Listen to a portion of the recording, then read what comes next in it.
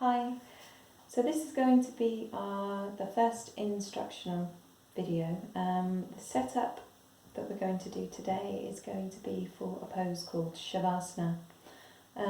If you have any sort of yoga practice, you'll recognise it as the pose that's done at the end of class. Sometimes just for a few minutes, sometimes for longer.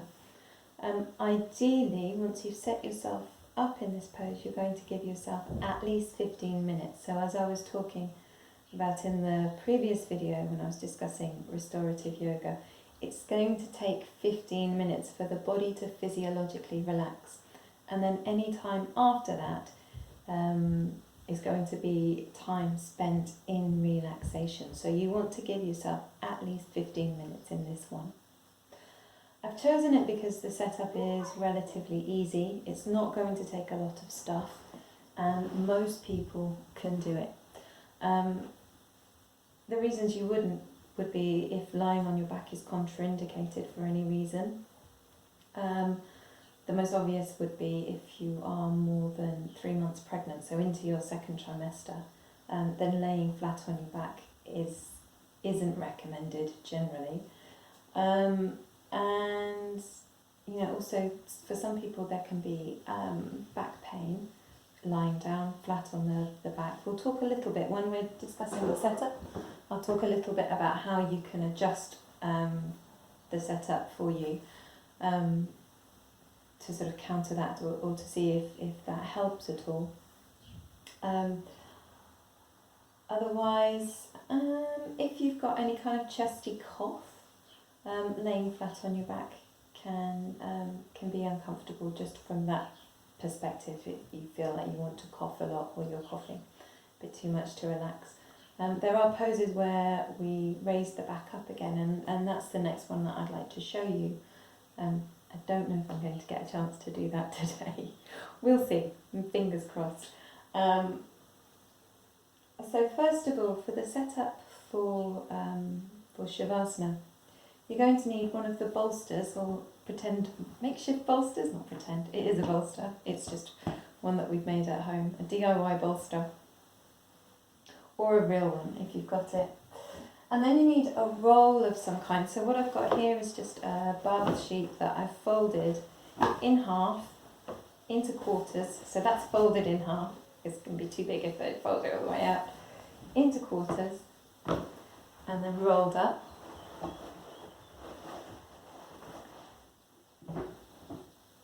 I've got I've got 2 blankets here, again folded into quarters, folded from quarter fold, so that's a quarter fold blanket, from quarter fold into half, but just leaving a little lip of the loose ends, and then that's going to come on top of the other, and I've done the same here. So I've got the loose ends are forming a slight lip, and this is going to provide a bit of a step or a shelf. It's not really a shelf, it's more of a slope rather for the shoulders. So when you lay down, this is going to support the head and the neck, and this is just going to come and support the curve, the natural curve or rounding of the shoulders. So coming into flexion in these poses is important, because flexion is we're in flexion. When we're in flexion, we're in a state of relaxation. So this is flexion, curling. This is extension. And if you're sort of one of these people that walk around with your chest out and your shoulders back, it's that's a very stimulating posture to be in, and we're looking to quieten the body, quieten the mind, and so we're looking to come into flexion rather than into extension. Trying to think what else. You'll need something to cover your eyes, so what I was going to use today was just a scarf, and I'll show you when we come into that. And also you'll need at least a blanket or something to cover yourself with. So it's warm today and the temperatures are increasing, which is lovely. We're going to, sorry, I feel a bit frantic, and let me think. So let me calm my brain a second.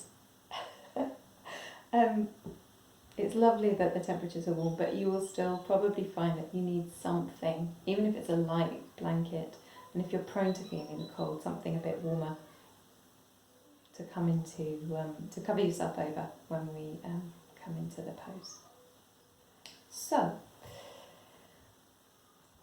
the ankle, let me just go on to, I'm trying to think the best way to do this.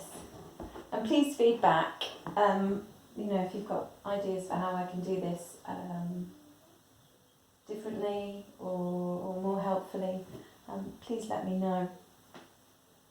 And if you're building props and you come across any really good ways of using things for props or building props, then please share that as well. The roll, first of all, this roll that I made out of the towel is going to come underneath the ankles. Now when I talk about coming under the ankles, I don't mean under the bony bit at the back of the foot. I mean under the Achilles tendon. So the idea is that this stops the bones resting and feeling heavy onto the floor. It's just to give them a little bit of support and softness and let the feet really relax, because you're going to be in there for a long time, and if there's any sort of weight going into the back of the feet and the back of the ankles, then that can get painful after a time. So, and that will take you out of relaxation. So this is a watchword. You've just got to be comfortable. Really make time to make yourself super, super comfortable. So then the bolster is going to come underneath the centre of the knees. So common mistakes would be to put it too far up towards the hips, and then you're lifting the legs up a bit too high or a bit too far down before the knees. And that's, nothing terrible is going to happen. It's just in terms of comfort. Underneath the knees is going to give you the most support and enable the body to relax the most. And then you lay yourself back. And as you can see, and you just adjust your blankets so that that lip's coming underneath the shoulders. And the blanket, the neck's feeling nice and supported. So if you want to check whether your neck's feeling supported, slide your fingers underneath the back of the neck. And if you can feel a space, then you can just tuck up the top layer of blanket. Roll it up a little bit to give yourself a little bit more support. So actually, I was fine there. Really need to have any more. Another thing that you can do that feels really nice around the head is to scrunch the blankets up around you. So I'm just taking the layers of blanket and rolling them in and pushing them in. And it gives my head this lovely feeling of being held. And actually, when your brain is really busy or there is a lot going on in your brain, that can feel really, really nice. Now, if you've got an eye bag, now's the time to pop it on. Or in fact, what you might want to do before you pop on an eye bag is to just pop your blanket over you.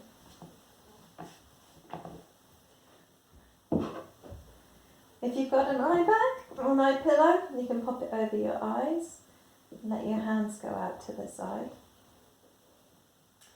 If you've got a scarf, you can just lay the scarf along across your eyes. You can tuck it around underneath the head. You could tie it if you want to. That kind of gives a nice bit of pressure. Or you can just tuck the ends behind the head and let the weight of the head hold them. So there's lots of options. Find which one works best for you.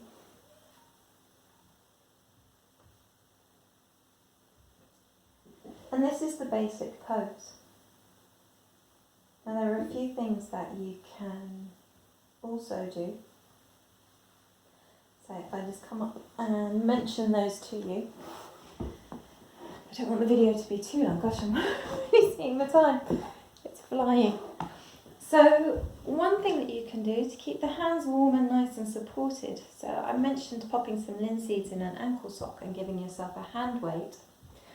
You can also take a towel or a blanket and just have it folded out to the side where your hand's going to come.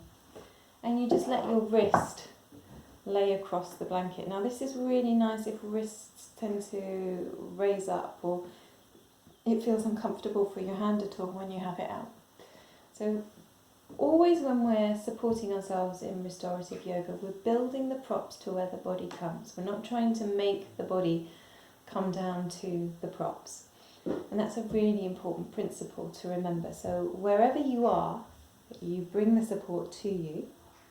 You don't try and get down to the support.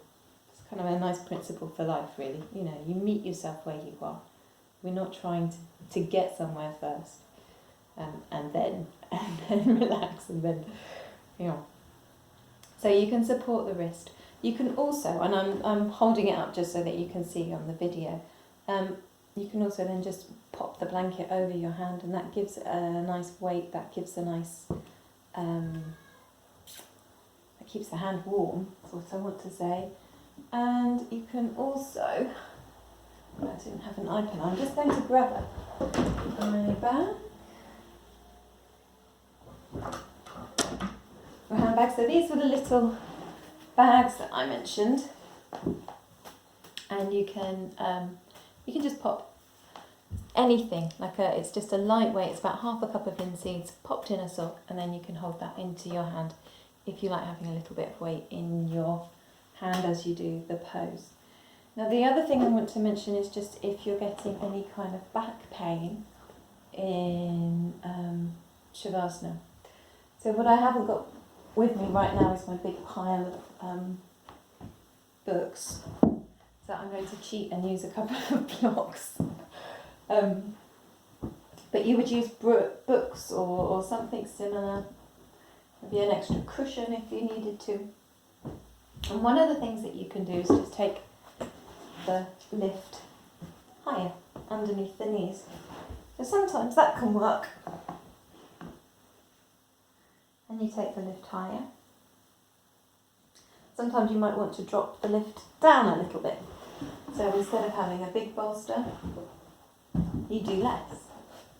And it really will just be a case of experimenting. So you have less here, and then if you were going to have a roll underneath your ankles still, you would want it to be about a third of the thickness of this one. So the ratio is 1 to 3, strictly. Thereabouts is fine. But you could just pop a little tiny fold of a blanket underneath the ankles to give yourself a little bit of padding and a little bit less under the legs. Now generally I find if I'm going to get any pinching or backache when I'm in Shavasana, if my back's playing up, it's when my legs are straighter that I find that uncomfortable. Another thing that you could do is take a higher roll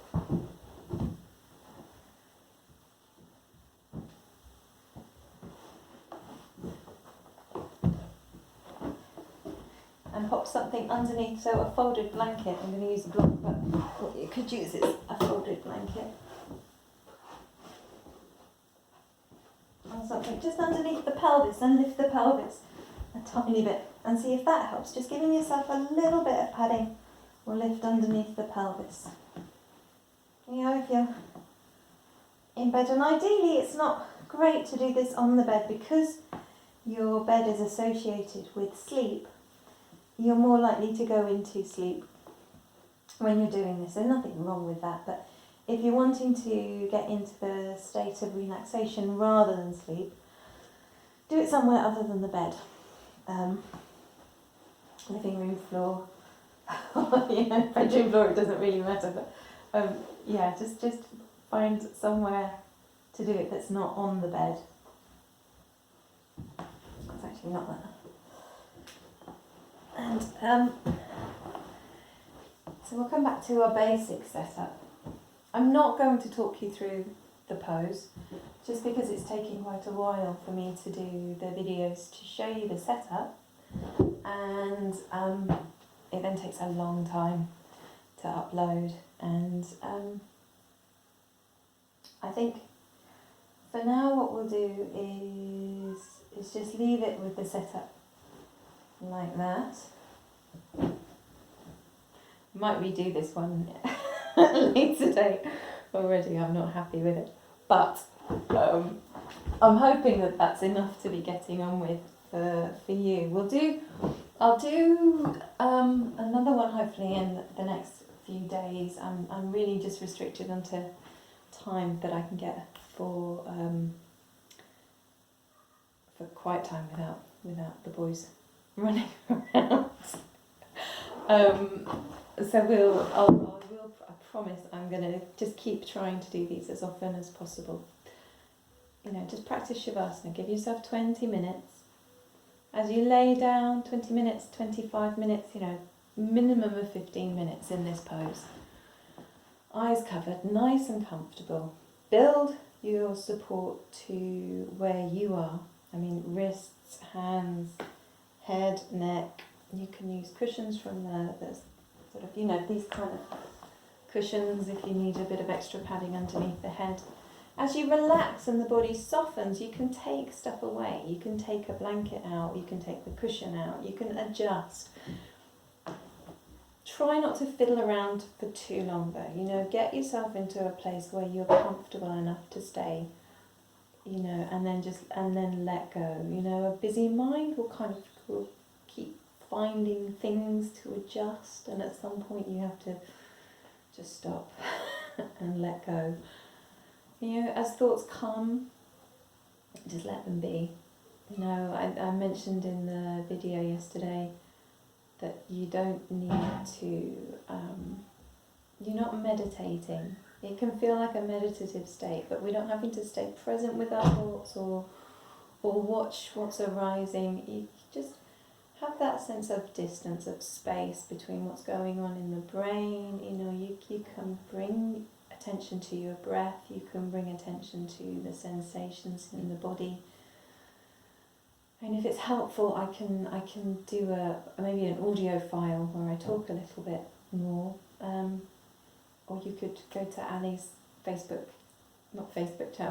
page or YouTube channel, and you could listen to a sound bath whilst you're in Shavasana. So traditionally it's done in quiet, in silence, but if it helps, and it is lovely to have the sound bath and be in Shavasana, then try that.